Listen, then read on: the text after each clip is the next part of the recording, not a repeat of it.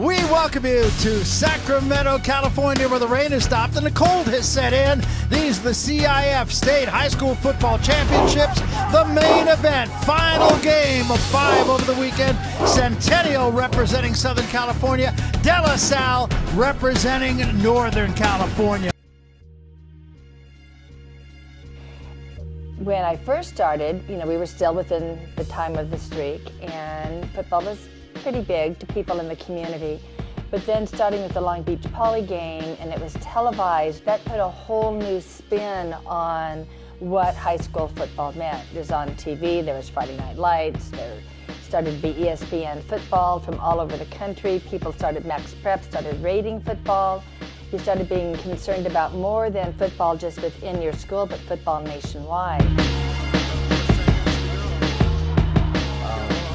It's funny because a lot of the BLS football experience, I didn't really get it when I was at the school.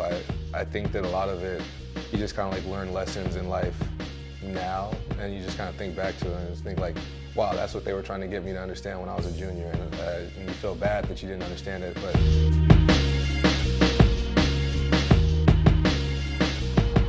it's a lot of work that goes into the academics as well. And although football is a big name at De La Salle, it's not number one. They really stress academics being number one. And no matter how good you are, if you're not academically eligible or you can't uphold the academic standards that De La Salle has, then you won't play, point blank period. So.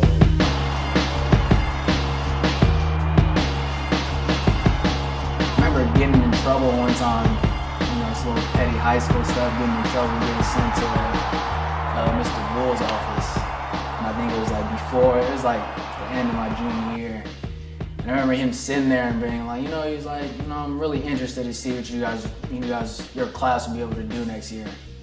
And I remember hearing it, and I think that was the first time I kind of took it and was like, there's people that, are in our corner that don't really think that we're gonna amount to too much. And not that he's, meant it in such a negative way, but I think that's when I first kind of got the perception of what my class was gonna be, kind of seen as, and that was never the perception that I ever wanted.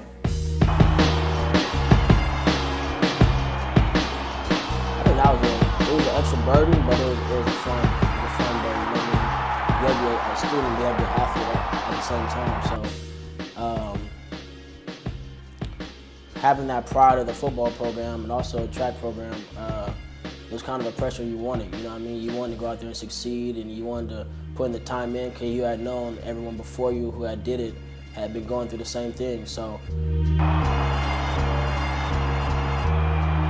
you want to leave this program on a high note. You want to do, the ultimate thing to do is to go be on a varsity and win a championship. Get emotional, because you put in 4 years of work and you put in, all this stuff just for that moment. Well, let's back up. I'm a math teacher. All right, so it's not a touchy-feely subject. It's formulas, theorems, do a lot of problems, crack those numbers. So it's not like an English class or a history class where you can discuss about ideas or thoughts or feelings. Not a feeling class. So through prayer, and when I ask the boys for their intentions, I'm able to find out what's they're carrying in their hearts. all right, my name is Lonnie Wisham. I was at De La Salle from 2003 to 2007. We were part of the team that my sophomore year we lost the streak, and then my senior year we were undefeated, #1 in the nation, and we ended up losing in the first state championship game. So. All right, I'm Blair Wisham. I attended De La Salle from 2005, graduated in 2009. While I was at De La Salle, we won the first state championship. The year after my brother's team lost it, came back and had to get one for him. This is on me. It's out here, yeah. All right. Andrew White, Drew White, whoever you want to go by, class of 2009. Played corner, a little bit of wide receiver, didn't really get in the game on offense though. More of a defensive guy. Terron Ward, class of 2010, state champion, 4x1 record holder. not just athletics, it's not just academics, but it's character building and learning how to be part of a larger community. Our goal at our school is to leave to serve, and unless you have a connection to people and are willing to put yourself out for people, you're not going to be someone who's going to serve. You know, just hearing people talk about De La Salle out here and just hearing about how awesome everything was as far as the sports, as far as the academics. And so I talked to my parents and I was just like, hey, I really want to go to De La Salle. My parents said, that's going to cost money, that's going to cost too much money, and we're saving money for you to go to college. And I literally made a PowerPoint presentation about why I should be able to go to De La Salle. And I literally told them that I would get a scholarship so they wouldn't have to worry about paying for college. And it happened, so yeah. Yeah, I pretty much followed in Big Bro's footsteps, just like as if we were growing up all over again. Then I started playing football at an earlier age than he did. So when he transferred over to playing football and dedicated his life more so to football, and I saw everything that they were achieving over there, I wanted to be a part of it as well. Well, my brother and my dad were there already, so when I was going through elementary, middle school, I already knew I was going to De La Salle. I had already been going through all the games. I was a ball boy, water boy, so when it came to be a high schooler, there was no other choice I wanted to be in ninth grade was to be at De La Salle. You're going through a time where you're learning a lot about yourself, and you're also demanded so much on every level of life, whether it be sports, academics, to the outside world. That's one thing where coming to De La Salle, you're held accountable for all your actions. The workload was definitely tough, but at the same time, it was, again, going back to it being worth it, The whole thing is just preparing you for life. For the boys, I think the pressure of knowing you are now under a nation spotlight changed the game. I think that put a lot more pressure on the boys. I definitely think that year, my senior year, going into that senior year, we definitely felt like we had all the pieces that we needed to be really successful. As far as it being like a senior-dominated team, I felt like it was like our senior class was really the dominating force on the team. There was a few other underclassmen, but by and large, it was a team that was like ran by the seniors and folks with a lot of experience. There was like I said, like 5 or 6 people that had been on varsity since they were sophomores, and so I'd say the identity was just like strong seniors and experience. That's probably it.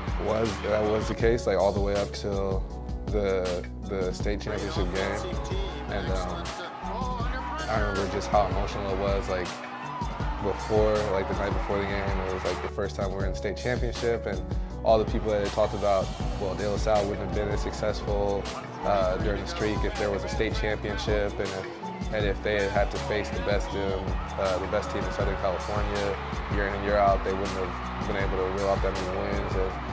And I mean, we fell short. I haven't watched the film. I never watched that game, so I don't know exactly like the semantics of why.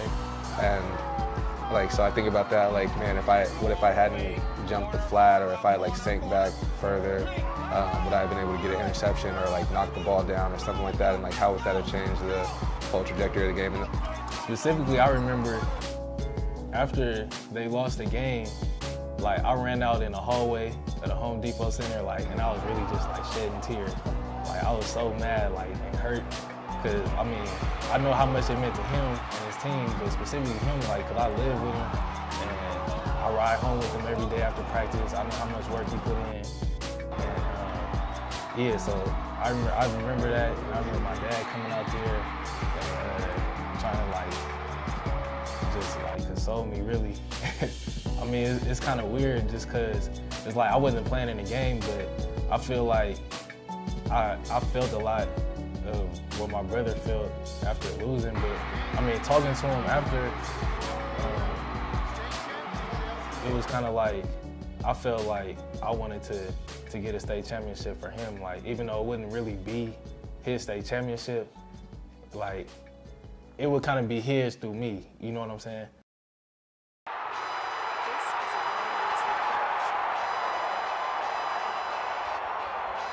Our team was really good. Like, we went undefeated, and then getting to the state championship game, it was just really big because we didn't know if they were going to select us either after losing the previous year. After we won, like the last couple of plays, I made a couple big plays down the stretch, and I ran to the sideline, and he's like running down the stairs, like meeting me at the little balcony, I guess you would call it, right before you get on the field. And I'm sitting on the bench, and I'm just like hitting my chest, like pointing at him. He hitting his chest, pointing at me. It's like, yeah, like it was a great way to kind of redeem the previous season. And yeah, that state championship meant a lot to me, specifically for that reason. So yeah, that was pretty cool. Going back to my senior year, we came off a really good junior year. I think that that 07 football team, you know, I think you can make that. That's one of the newer teams that you can put into the argument with some of, you know, the best teams in DLSI history. And that was a team that we had stacked. You know, maybe not all the biggest names, but we were pretty deep that year. I think probably the biggest name off of that one probably T.J. Carey, plays for the Raiders now.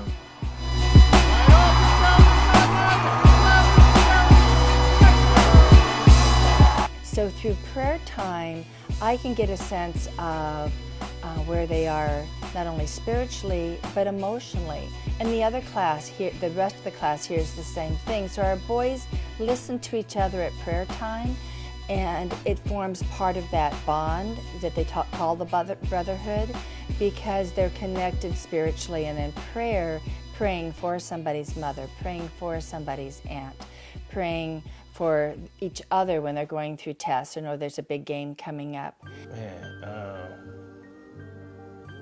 I feel like, honestly, I think that win kind of gave the underclassmen, which would be the seniors my year, kind of a little bit of overconfidence, because we didn't come in working as hard as we should have, honestly. Yeah, so, I mean, you know, we did everything that all the other previous teams did, but at the same time, I know we didn't push ourselves to our limits, and it showed throughout the season. And when summer came,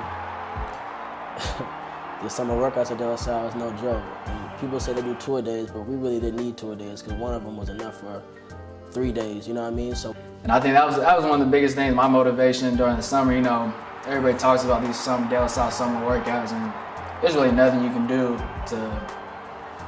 to compare to it. I mean, we have people, NFL players and college players, who come back in the summer and they won't even complete a whole DLSI workout just because it's that intense. And you know, when you get away from it for a little bit, you know, you kind of look back and you're like, man, how did I used to really do all this? I mean, that's the work ethic that gets implemented into you, you know, at a young age. we would go out and we'd do liners, and liners suck because whenever someone didn't finish or didn't touch the line, we all had to do it all over again. But it made us tight, because it made us commit to each other that you're gonna have to touch the line, you're gonna have to finish the line, and you know, you're gonna have to respect your brothers, because we don't wanna do it over. So if you wanna slack and half butt everything, we're gonna have to do it over too. So, and then when we got this season, everybody know Mondays is gasser day. And you had Coach Essie running gassers. Then we would have like 4 or 5 full gassers, 4 or 5 half gassers every Monday. And, you know, it just prepared us for the season. You know, and this is coming off of the year before where we didn't have not one close game until we played state. I'm talking about, we won teams out 30, 40. You know, we ended up edging that game off by a couple of points. I remember thinking, like, man, all these games are close. Like, never had this last year. You know, that leads up to Don Bosco game at home. And it was a big game. It was like an ESPN 2 or 3 game. They had all the ESPN signs on the side of the field, games packed. I feel like that played out in a lot of ways, because that game, it was a close game. Matter of fact, we were up 21-7 at halftime, and I don't know what it was really. I don't know if we got too comfortable or if they just turned it up a notch and we turned it down or what it was. But they ended up coming back and winning. And I remember just a lot of play. Like you said, I stripped the ball one time and I remember trying to jump on it as Blair was trying to pick it up, fumbled it back to them. Just little things, and we ended up losing that game at home. Like Lonnie said earlier, taking accountability for your mistakes is big at De La Salle. So one that I was involved in was a fumble late in the game, and we were down, and I should have just fell on the ball and recovered the fumble, gave the ball back to our offense. They could have drove or whatever. But I tried to pick it up, and make a play and score, where I should have been smarter about it and just fell on the ball. I remember going to the locker room. I think that hit everybody. Like, you can kind of tell, what the team was all about after that, because it hit a lot. I remember me. I went through it. You kind of feel like you especially coming from, legacy of Nate, Maurice, and all of them. They've been on our family, so I remember you just feel like you let everybody down. After that game, we kind of got our bearings, kind of figured out who we were a bit. We tracked through the rest of the season, going through the EBAL, whatever league we were in at that time.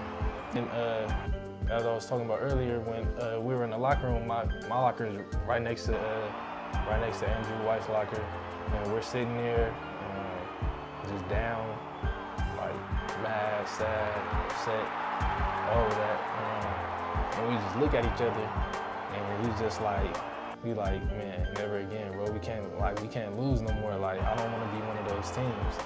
And then I'm with you 100%. Like, I feel the same way. And I know there's a lot of other people on that team that felt that way as well. So we we picked it up throughout the season, and we got a lot better from that point on.